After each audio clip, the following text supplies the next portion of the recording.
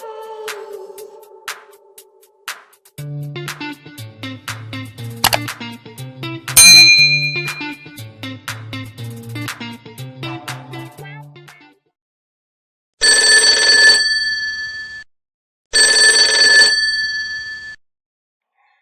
Bang Paulus, Halo Mar, apa kabar? baik. Mar, Baik, gimana kabarnya? baik, puji Tuhan. Lagi di mana sekarang Bang? Aku lagi di rumah nih kelas. Oh di rumah ya. Gimana kondisi sekarang di sana orang-orang sekitar ada yang udah ada yang kena atau gimana Bang? Jadi kalau di kantorku tuh kita kayak memperlakukan sama sih. Jadi work from home, cuman kalau di kantorku tuh nggak bisa sepenuhnya work from home karena mau nggak mau kita harus standby jaga di kantor gitu. Kalau di kantor sih puji Tuhan sampai saat ini belum ada yang terindikasi COVID-19. Cuman teman-teman yang di airport ada gitu beberapa orang yang sampai saat ini terindikasi tapi sudah mendapatkan penanganan yang baik. Mohon doanya mudah-mudahan juga mereka bisa cepat sembuh. Amin. Berarti Abang masih pergi ke kantor ini? Jadi kalau di tempatku tuh dalam 1 minggu atau 5 hari kerja kita ada jadwal. Jadi 1 hari kita standby di kantor, nanti 4 hari kita work from home. Jadi untuk absensi juga kita masih ada kelar. Jadi kita tiap hari tuh kayak diminta untuk ngisi jurnal harian, terus ya kita ngisi absen offline. Jadi kalau misalnya bangun kesiangan Ketahuan? atau ini ketahuan gitu. Jadi kita tetap ya namanya mekaniknya tetap jalan gitu. Jadi misalnya ntar sore, ntar malam absen lagi jangan lupa gitu. Jadi kayak aku selalu bikin reminder jangan lupa absen gitu. Oh, jadi kalau misalkan absen terus tidur lagi boleh atau enggak? Atau ketahuan harus absen muka juga?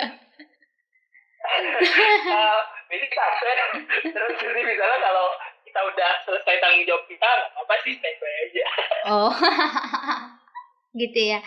Nah, ini kebetulan lagi video call nih sama Bang Paulus kan. Aku juga mau tanya-tanya sama Abang tentang Abang kan nih menjadi seorang PNS muda ya. Cerita dong, kenapa Abang pengen menjadi seorang PNS, Bang? Jadi waktu itu ceritanya gini. Pertama itu karena latar belakang studi aku. Jadi waktu aku kuliah aku ngambil ilmu administrasi negara. Nah, dimana salah satu goalsnya ya anak ilmu administrasi negara mungkin kebanyakannya meskipun kalau di angkatanku nggak terlalu begitu banyak gitu, tapi salah satunya pengen gitu bisa namanya kan administrasi negara mau nggak mau ya bisnisnya ya di pemerintahan kan. Nah ya karena itu jadi satu dorongan juga buat aku untuk jadi salah satunya jadi trigger aku untuk mau gitu coba gitu mendaftar gitu buat jadi PNS ya spesifiknya gitu. Nah terus yang kedua itu lebih pengen menguji diri sendiri sih. Jadi kira-kira bisa nggak nih gitu, maksudnya bukan ini hal yang terlalu ambis gitu, tapi lebih kayak pengen coba belajar sih gitu. Kira-kira bisa nggak ya gitu, coba dulu. Jadi kronologisnya itu tahun 2014 tuh kelar. Jadi waktu itu ada penerimaan waktu itu, dan waktu itu aku awalnya itu mencoba untuk mendaftar. Jadi waktu itu aku mendaftar itu aku nggak kasih tahu siapa-siapa. Jadi waktu itu aku karena ya justru ya tau lah gitu, mungkin hampir di latar belakang semua keluarga lah kalau anaknya ikut pasti kan baru sampai dalam tahapnya kan masih panjang tuh, tapi kalau udah satu tahap itu udah digembar-gembor gitu kan. Meskipun sebenarnya baik juga sih, tapi waktu itu aku lebih merasa aku lebih nyaman ya udah deh di aku keep dulu karena juga masih belum tentu lolos juga kan gitu. Dan waktu itu aku juga masih kerja juga kelar gitu. Oh, kerja di tempat lain dulu, masih kerja tapi orang perusahaan juga nggak tahu kalau Abang kerja. Maksudnya mengikuti ujian itu. Awalnya nggak tahu gitu. Jadi waktu itu aku sengaja sih ngasih tahu mereka karena juga aku nggak mau mendahului tentang yang di atas juga kan. Jadi udah sengaja berjalan aja dulu kan, pertama juga masih yang umum-umum ya, maksudnya pemberkatan gitu kan. Terus juga ya mencoba ngumpulin yang lain. Terus aku ikutin prosesnya 3 bulan berjalan, ternyata namaku ada di seleksi administrasi, aku masuk gitu. Nah terus setelah aku masuk, nah aku juga gak pengen ngasih tahu keluarga juga gitu kalau aku lulus, karena masih ada tahap yang namanya komputer asisten. Udah akhirnya aku coba untuk mengikuti itu, dan waktu itu aku nggak ada waktu spesifik buat ini sih, buat buat belajar gitu. Jadi semua aku lakuin, dan bersyukur banget sih waktu itu aku coba lihat di aplikasi di handphone kan ada simulasi tes gitu kan. Jadi aku lakukan itu di kereta gitu. Jadi pas itu kerjaan lagi sibuk-sibuknya juga gitu. Jadi ketika aku pulang nunggu kereta dan berada di kereta, aku ngerjain soal-soalnya gitu. Dan bersyukur banget sih, itu sangat membantu. Jadi seenggaknya ada gambaran. Dan ternyata waktu itu waktu tes juga, wah aku merasa juga gitu kan. Jadi lama banget gitu, karena yang tes banyak banget kan ternyata. Jadi kayak dari persiapan fisik dan mental tuh aku berasa diuji gitu. Jadi awal-awal aku dibarisin gitu kan. Terus aku merasa kayak ketika aku baru datang, ini pesaing-pesaing gue banyak banget. Udah kita range umurnya kan dari umur waktu itu dari kelahiran tahun 96 paling muda sampai enggak 95 kalau nggak salah, 95 sampai range-nya itu kelahiran tahun 85-an lah ya kalau nggak salah, yang pokoknya range umurnya di tahun 2014 34-35 tahun lah. Terus akhirnya aku nunggu lama banget gitu kan sampai untuk masuknya, dan itu mental udah terkuras banget tuh. Dan mesti dipaksa ngerjain ratusan soal, 120 kan, dengan waktu 60-an menit lah gitu untuk kerjain itu. Nah tapi ya akhirnya aku juga yang mengerjakan yang aku bisa gitu, dan ya udahlah terain aja, dan ternyata pas diklik selamat Anda lolos ke tahap gitu. Oh itu langsung jadi, Bang, langsung ketahuan lulus atau enggaknya atau gimana?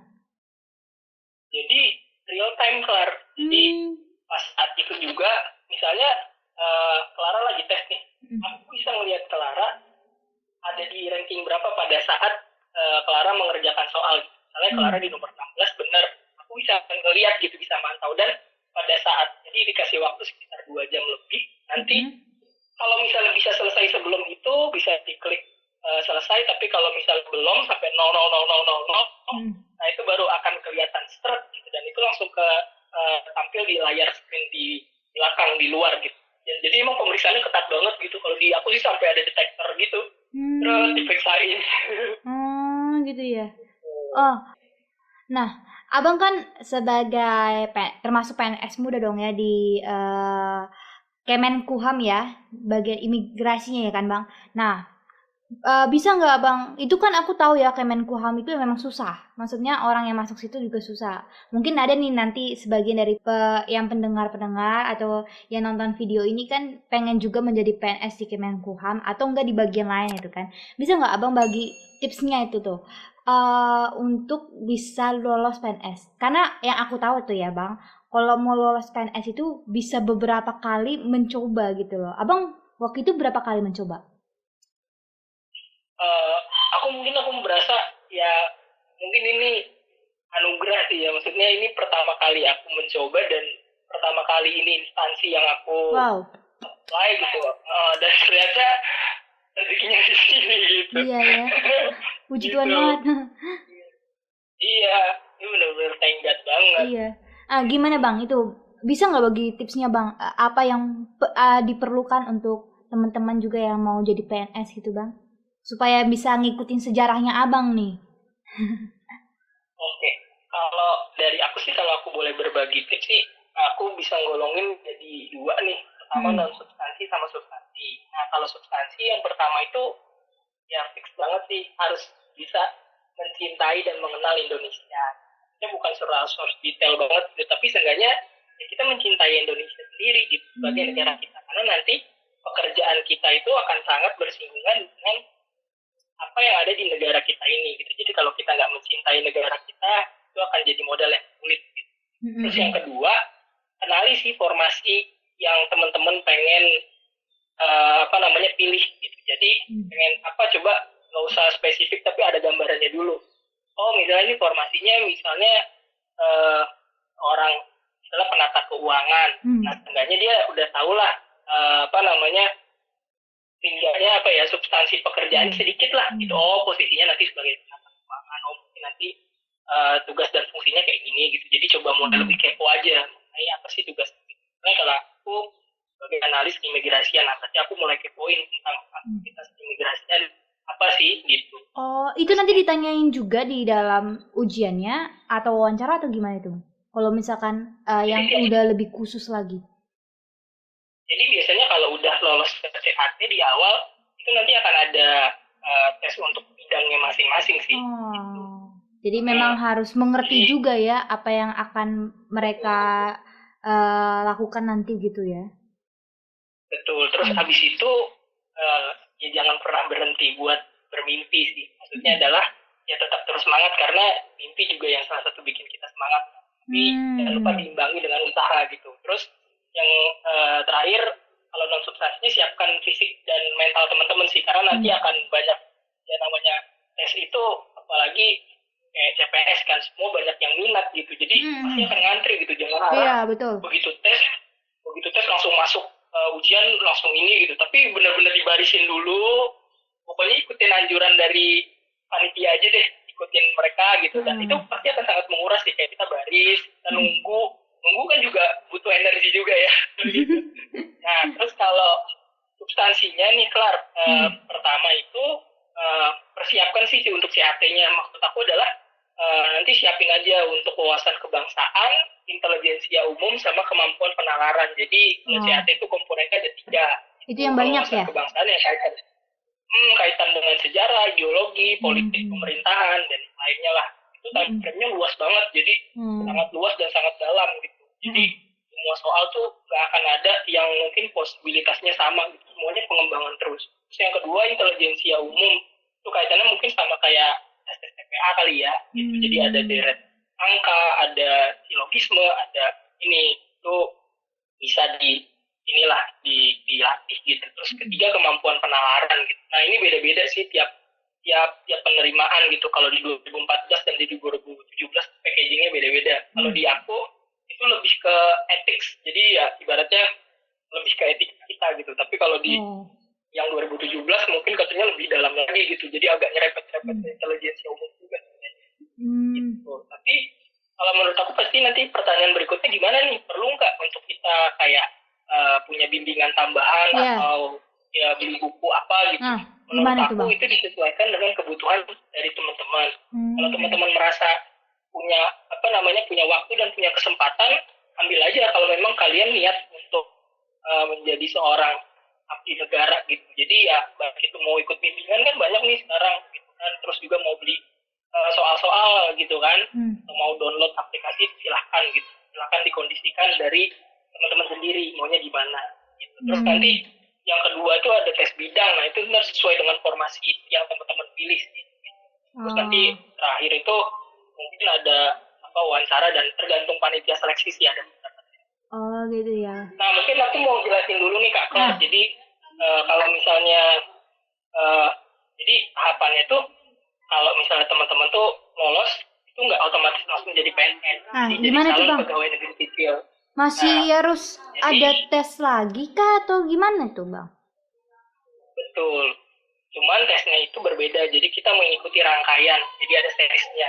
Jadi ketika dinyatakan lulus, kita jadi calon pegawai negeri sipil. Nah itu tuh kayak dari atribut kita pakai seragam hitam putih. Mungkin Lara sering lihat orang-orang yang itu pakai baju seragam hitam putih, gitu, pakai dasi hitam gitu, putih hitam lah gitu. Nah itu bisa jadi mereka ngasih gitu. Nah salah satunya itu nanti mereka akan dibekali oleh jadi ada pembekalan khusus. Jadi di mana kurikulumnya beda.